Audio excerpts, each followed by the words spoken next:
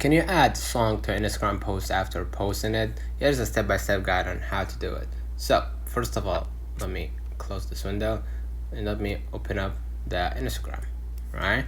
And let's say, for example, you posted something and you want to actually, let's say this one, right? If we want right here, click the three dots at the top right for that post, right? You will be able to see the edit option, and you're gonna be able to see add location, and you're gonna be able just to add location, so it doesn't work on the existing post.